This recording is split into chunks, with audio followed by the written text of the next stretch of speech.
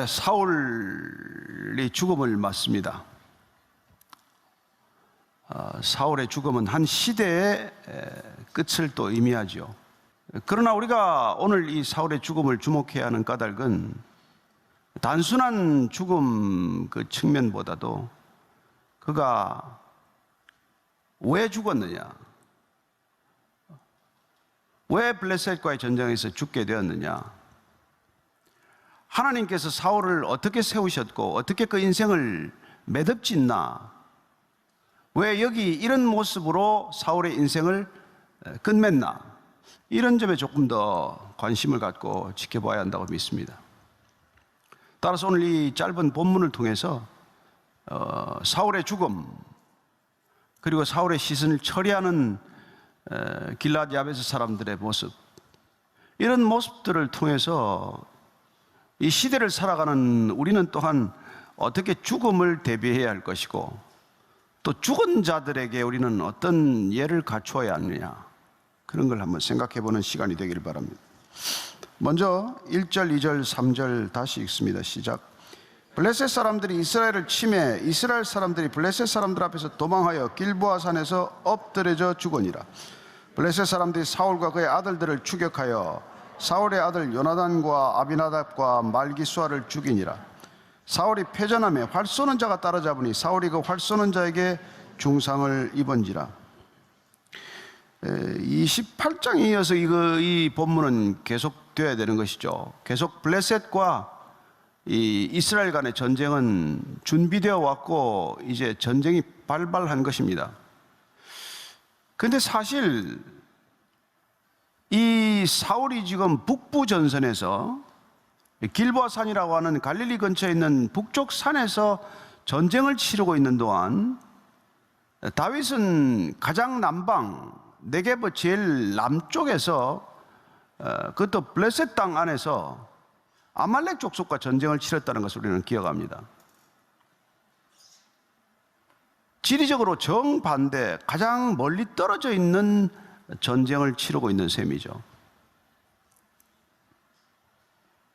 사울은 블레셋과의 전면전을 치르고 있고, 비록 작은 전쟁이지만 다윗은 시글락을 거쳐서 붓솔 시내를 건너서 그리고 아말렉 족속을 뒤쫓아서 그들과 전쟁을 치러서 모든 전리품을 거두고 승리의 모습을 보이고 있습니다. 근데 그 순간 지금 사울은 세 아들과 함께 죽음을 맞았다는 거예요. 따라서 사울의 이 죽음은 사실 다윗의 한 시대를 열어젖히는 한 막의 단락이라는 것을 우리가 알 수 있습니다. 그는 왜 이런 모습으로 이렇게 단락을 지어야 했을까요? 우리가 사사기를 거쳐서 이 사무엘상으로 넘어왔습니다마는 사사시대 전체는 하나님의 의도와 달리 실패한 일종의 이 통치 체제라는 것을 알 수 있습니다. 물론 사사에 따라서는 괜찮은 때도 있었죠. 그러나 많은 사사들이 하나님의 뜻을 제대로 그 땅 가운데 펼치지 못했습니다. 그래서 왕정을 요구한 거거든요.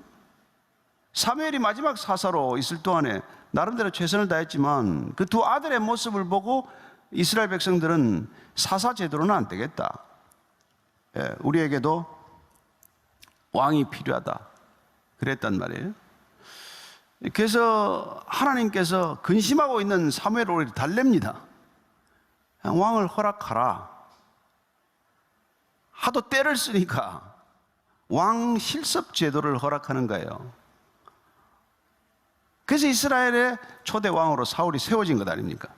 초대 왕으로 세워진 이 사울 왕이 이스라엘 백성들의 뜻대로 잘 다스렸냐? 그렇지 못했다는 거예요.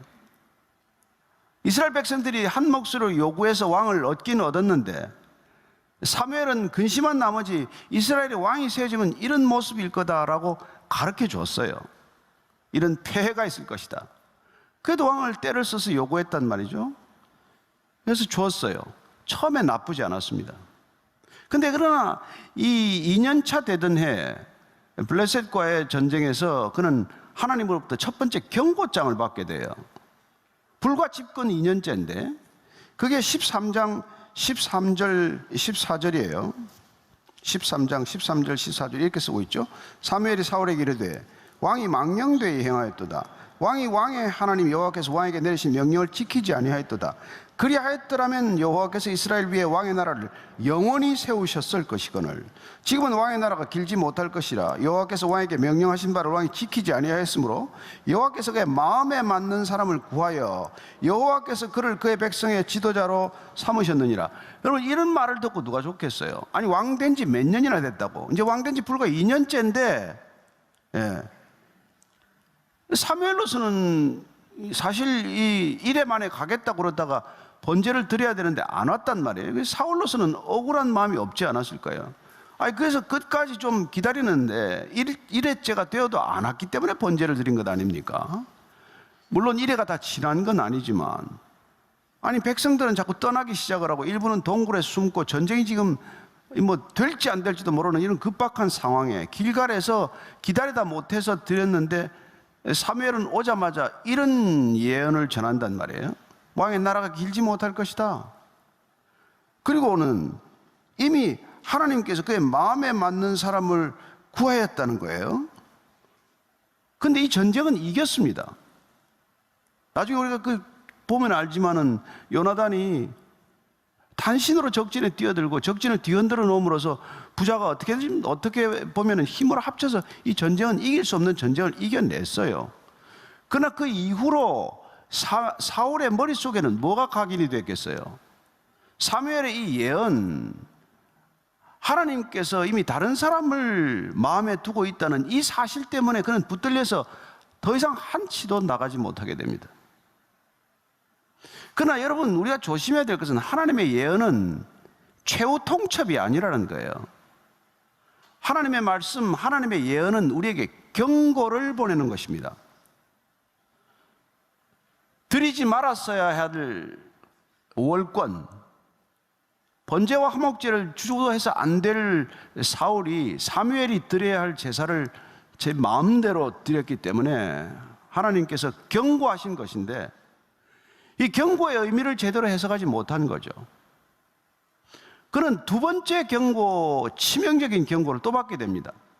첫 번째 경고를 어떻게 우리가 해석하느냐에 따라서 그는 정말 왕위가 긴 왕이 될 수도 있었겠죠. 그런데 어이없게도 이 사울은 그 경고의 의미를 놓쳤고, 또한 오해했고, 또한 자기에게 잘못 적용했어요. 그리고 두 번째, 아말렉과의 전쟁을 치를 때 또 한 번 하나님의 명령을 저버리게 됩니다. 그게 15장 22절 23절이에요 15장 22절 23절 읽겠습니다. 사무엘이 이르되 여호와께서 번제와 다른 제사를 그의 목소리를 청종하는 것을 좋아하심같이 좋아하시겠나이까? 순종이 제사보다 낫고 듣는 것이 수당의 기름보다 나으니 이는 거역하는 것은 점치는 죄와 같고 완고한 것은 사신 우상에게 절하는 죄와 같음이라. 왕이 여호와의 말씀을 버렸으므로 여호와께서도 왕을 버려 왕이 되지 못하게 하셨나이다. 왕이 축출선언이에요. 그는 아말렉과의 전쟁에 승리를 이끌었지만 아각 왕을 죽이라는데 안 죽였어요. 아말렉 족속은 진멸하라는데 안 했습니다. 전리품은 다 태워 없애야 되는데 좋은 건 다 가졌어요. 하나님의 명령을 가볍게 여긴 것이죠. 두 번째, 이 사건으로 인해서 사울은 어떻게 됩니까? 하나님께서 이미 버렸어요. 사람들 눈에는 여전히 사울은 왕입니다. 계속해서 그는 왕위에 떠난 적이 없어요. 그니 제일 비참한 게 뭐예요? 하나님께서 세우신 왕인 줄 알았는데 이미 하나님은 버린 왕이 되고 말았단 말이에요. 그 증거가 뭐예요? 이후로 이 2차 경고를 무시한 사울에게 닥친 일들은 말이죠, 왕으로서의 모습을 볼 수 없는 모습이 되고 말아요. 그는 오직 관심이 다윗을 제거하는 데 초점을 맞추게 됩니다. 여러분, 이스라엘의 왕이 누구를 쫓아다녀야 됩니까? 이스라엘 왕이 싸우면 누구랑 싸워야 합니까? 이 이 얘기를 들으면 정신이 제대로 박힌 왕이라면 정신이 번쩍 들었어야 돼요. 내가 지금 뭐 하고 있는 거예요, 지금? 왕권이 주어졌는데 이 왕권을 가지고 뭘 하고 있는 거지, 내가? 아니, 다윗 자신이 난 죽은 개나 벼룩만도 못한 놈이라는데 저놈을 내가 잡으러 다닌단 말이에요? 이 여러분, 다윗을 통해서 하나님이 말씀하시는 거예요. 너 지금 누구랑 싸우고 있니? 누구를 쫓아다니는 거니, 지금?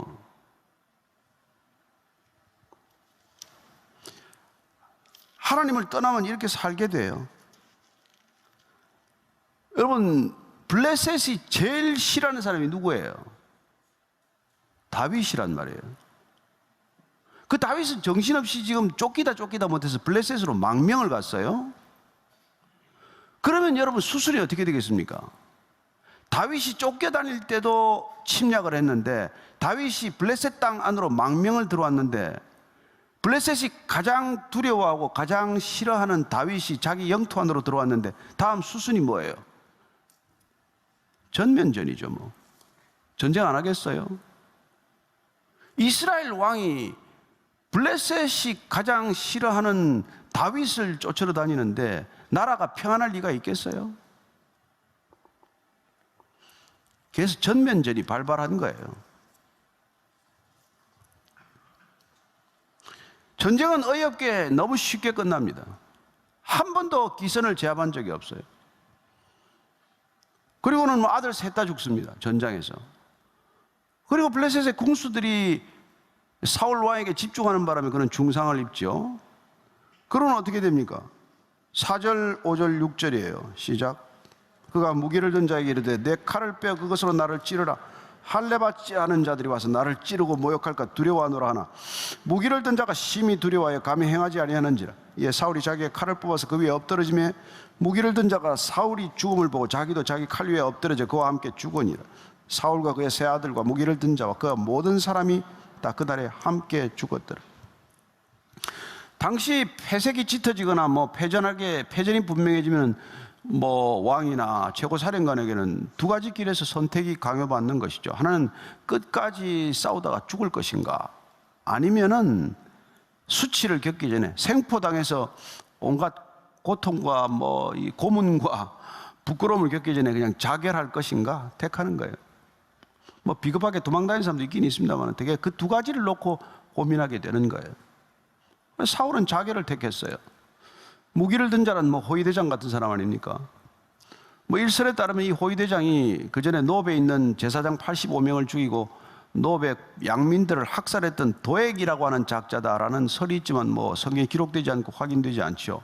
어쨌건 그에게 내 목을 뭐 쳐라든지 무슨 뭐 날 죽이라 그러니까 그게 됩니까? 잘 안 되잖아요.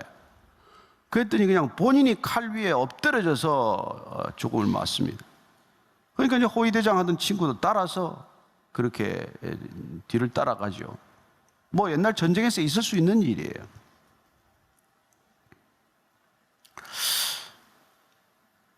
그러나 사울의 죽음은 혼자의 죽음이 아닙니다. 그날 세 아들 다 죽고 가까이 있던 모든 뭐 측근들 다 죽고 그리고 이스라엘의 그 뛰어난 군사들도 다 죽게 된단 말이에요. 한 지도자의 이 비참한 말로가 이스라엘 전체에 무슨 비극을 초래하는 일이 되고 마는 것이죠. 역대상 10장 13절 14절은 사울의 죽음의 원인을 이렇게 적어요. 시작. 사울이 죽은 것은 여호와께 범죄하였기 때문이라. 그가 여호와의 말씀을 지키지 아니하고 또 신접한 자에게 가르치기를 청하고 여호와께 묻지 아니하였으므로 여호와께서 그를 죽이시고 그 나라를 이세 아들 다윗에게 넘겨주셨느니라. 세 가지 원인을 말씀하고 있죠. 첫째는 그가 하나님의 말씀을 지키지 않았다는 거예요. 아까 말씀드린 대로 1차 경고, 2차 경고 때 돌이켰으면 어떻게 됐을까요? 하나님께서 이렇게 죽게 하지 않죠. 그러나 그는 끝내 하나님의 말씀보다도 자기 생각, 자기 고집, 자기 뜻을 관철하고자 했던 사람이란 말이에요.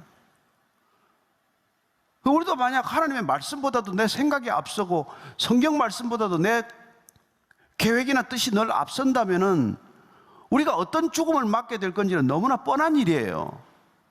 여러분, 하나님의 뜻을 쫓아도 죽습니다. 우리는 그런 죽음을 순교라고 말해요. 하나님의 뜻을 쫓다가도 죽는단 말이에요. 그러나 그런 죽음을 우리는 순교라고 말하고, 여러분 이런 죽음을 죄값이라 말한단 말이에요. 여호와께 범죄하였기 때문에 죽었다. 따라서 그의 죽음은 죄값을 치른 것이다. 그런 얘기란 말이에요. 죽긴 다 죽는데 신앙인의 죽음, 그리스도인의 죽음은 두 가지 길밖에 없단 말이에요. 순교의 길이 될 것이냐, 너무 순교라고 한다고 여러분 겁먹지 마세요. 뭐 목이 잘리고 무슨 뭐 고문받다 죽는 그런 것만 하는 게 아니에요. 하나님의 뜻을 따라가 그 뜻에 따른 삶을 살다가 죽으면 순교란 말이에요. 그러나 하나님의 뜻과 상관없이 살고 뭐 종교적인 의식이나 절차는 내가 다 행했지만 그 뜻과 무관하게 살았다면 그건 죄값을 치르게 된다는 것입니다. 두 번째 죽은 이유는 그가 신접한 여인에게 가르침을 받았다는 거예요. 이거 하나님이 가장 싫어하는 일 중에 하나예요. 하나님께서 절대로 용납하지 말라고 말합니다. 그걸 이스라엘 왕이 했다는 거예요. 처음부터 그러지 않았습니다. 사울도 그 무당들을 쫓아냈어요. 예? 그러나 하나님께서 쫓아내라고 한 게 끝입니까? 돌로 쳐 죽이라고 했어요. 사실은 반만 순종했어요. 뿌리를 뽑으라고 했는데 가지만 자른 거죠. 그랬다 자기가 찾아가는 그런 꼴을 보인단 말이에요. 답답하다고 거길 쫓아냈다 그래도 찾아가요. 그게 죽음을 맞은 두 번째 이유죠. 세 번째 뭡니까? 여호와께 묻지 않았다는 거예요. 아니 왜 안 물었어요? 이게 지금 본인이 뭐 어마어마하게 억울할 거예요. 내가 하나님한테 안 물었습니까 정말로? 28장 보시면은요 그가 어떻게 물었는지 이렇게 기록하고 있습니다. 28장 6절 7절이에요 사울이 여호와께 묻자오되 여호와께서 꿈으로도 우림으로도 선지자로도 그에게 대답하지 아니하시므로 사울이 그의 신하들에게 이르되 나를 위하여 신접한 여인을 찾으라. 하도 물었는데 답을 얻지 못해서 신접한 여인을 찾아갔다는 거예요. 자기는 물었다 그러고 하나님은 안 물었다 그러고 이 간극은 어떻게 좁힙니까? 한쪽은 물었다는데 한쪽은 안 물었대요. 왜 그럴까요? 그 답이 이사야서 59장 1절 2절입니다. 시작. 여호와의 손이 짧아 구원하지 못하심도 아니요 귀가 떠나여 듣지 못하심도 아니라 오직 너희 죄악이 너희와 너희 하나님 사이를 갈라놓았고 너희 죄가 그의 얼굴을 가려서 너희에게서 듣지 않으시게 함이라. 하나님이 안 듣는 질문을 물었다는 거예요. 그러니까 여러분 하나님의 뜻을 따라 살지 않고 하나님의 말씀을 순종하지 않고 답답한 일이 일어났다고 물어봐야 답을 얻을 까닭이 없지요. 저와 여러분들이 기록된 말씀대로 살지 않으면서 하나님의 뜻을 또 묻는 것이야말로 지극히 어리석은 삶입니다. 무슨 뜻이 그렇게 궁금해요? 여기 하나님의 뜻이 다 기록이 되어 있는데 이 뜻은 관심이 없고 자꾸 내 뜻을 묻는 이유가 뭐예요? 우리의 길흉 때문에 그런 거죠. 여러분 하나님의 뜻을 자꾸 묻는 것보다 어리석은 일이 없습니다. 이 당시에는 이게 성경이 없으니까 기록된 말씀이 없으니까 선포된 말씀이 없으니까 그들은 물었어요. 하나님이 꿈으로 환상으로 말씀해 주셨습니다.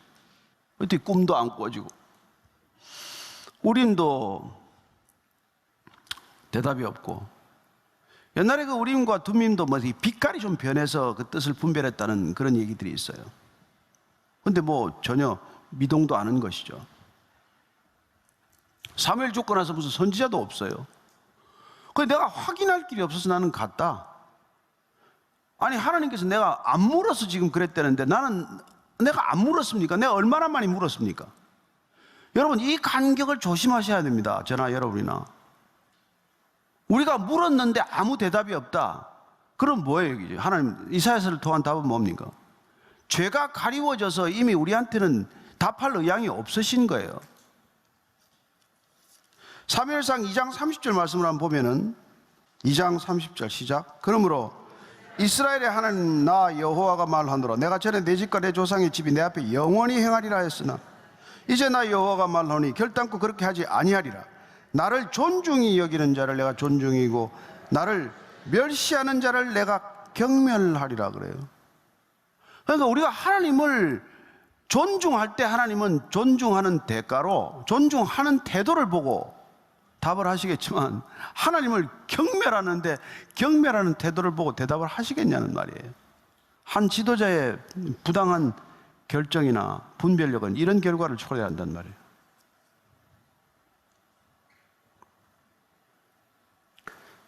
자, 8절 이하입니다. 시작. 그 이튿날 블레셋 사람들이 죽은 자를 벗기러 왔다가 사울과 그의 세 아들이 길보아 산에서 죽은 것을 보고 사울의 머리를 베고 그의 갑옷을 벗기고 자기들의 신당과 백성에게 알리기 위하여 그것을 블레셋 사람들의 땅 사방에 보내고 그의 갑옷은 아스타롯의 집에 두고 그의 시체는 벳산 성벽에 못 박으며. 당시 전쟁 관행입니다. 이제 밤에 싸우고 나면 누가 누구지 모르잖아요. 그래서 날이 밝으면 전부 와서 이제 전사자들, 적군들의 시체로부터 그들의 소유물을 수거하는 작업이죠.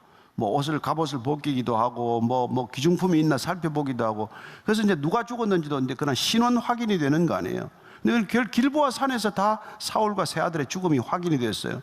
그랬더니 이제 우선 사울의 목을 자르고 그 목과 갑옷을 벗겨가지고 아스타롯 신당에 가져가죠. 뭐 신의 승리로 자축할 때니까 신당에 가져가고 너 세 아들과 시체는 벳산 성벽이라고 그래서 떨어진 곳에서 이제 그걸 마치 뭐 옷걸이에 옷을 걸어놓듯 시신을 성벽에 걸어놓은 거예요. 참 뭐 상상하고 싶지 않은 장면이죠.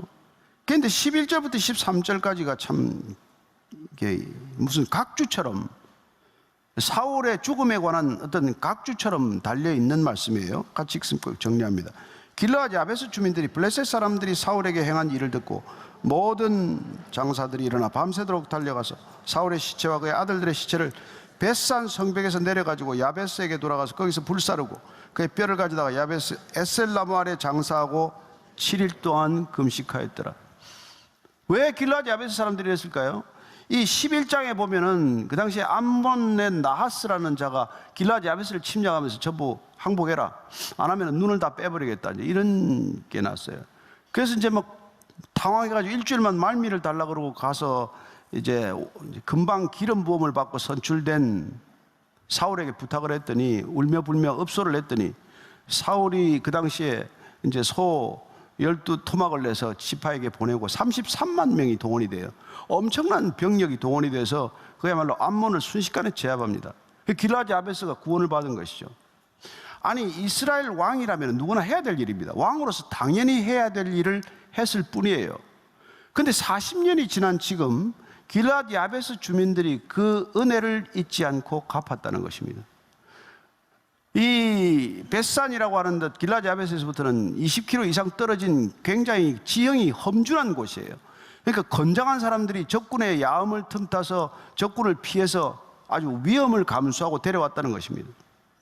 그래서 장사를 잘 지내주었다. 그냥 한 줄 붙어 있는 말이지만은 저와 여러분들이 이 말씀을 통해서 기억해야 할 것은 당연한 것을 당연한 것으로 여기지 않고 살아가는 사람들이 있다는 것입니다. 이스라엘 왕이라면 누구나 여러분 적군이 침략해 오면 해줘야죠. 그런데 어떤 주민들도 그걸 아는데 길르앗 야베스만은 그 전쟁의 승리를 기억하고 본인들이 구원받은 걸 기억하고 그리고 그 은혜를 잊지 않고 은혜를 갚았다는 것입니다. 저는 주님께서 이 땅에 오셔서 구원하셨습니다. 하나님이 인간을 지었으면 그 정도 책임지셔야죠. 뭐 대단한 일을 하신 겁니까? 그렇게 말하는 사람이 있을 수 있겠죠. 그리고 구원받은 것이 시간이 지나면서 점점 당연한 일이 되어서 더 이상 구원에 대한 관심을 잃어버리는 사람도 있어요. 그러나 40년이 지났건 400년이 지났건 2000년이 지났건 그 일을 오늘 현재로서 경험하는 사람들이 있다는 것입니다. 그리고 그 감사를 놓치지 않는 사람들이 있다는 거예요. 그래서 우리가 그 감사를 기억하는 사람이 되자는 것입니다. 우리가 이 연말 연시가 되면은 한국 교회가 많이 기도합니다. 뭐 각양각색의 모양으로 뭐 40일 기도, 세일의 기도하지만 그러나 우리가 기도하기에 앞서서 기억해야 할 것은 하나님께서 듣지 않는 기도가 되어서는 안 된다는 것입니다. 회개하는 기도가 먼저 앞서야 한다는 것입니다. 하나님께 묻기 전에 회개해야 합니다. 하나님께 구하기 전에 회개해야 합니다. 하나님한테 기도하기 전에 감사부터 먼저 하는 저와 여러분 되기를 축복합니다. 그럴 때 하나님께서는 우리의 기도에 신실하게 응답해 주실 줄로 믿습니다. 이 길라디 야베스 주민들의 장사를 지내는 모습을 통해서 정말 우리의 신앙이 어떤 신앙이어야 하는지, 우리의 구원을 어떤 태도로 기억해야 하는지, 어떤 태도로 감사해야 하는지 오늘 한 주간 동안 묵상하다가 성탄절날 오시게 되기를 축복합니다.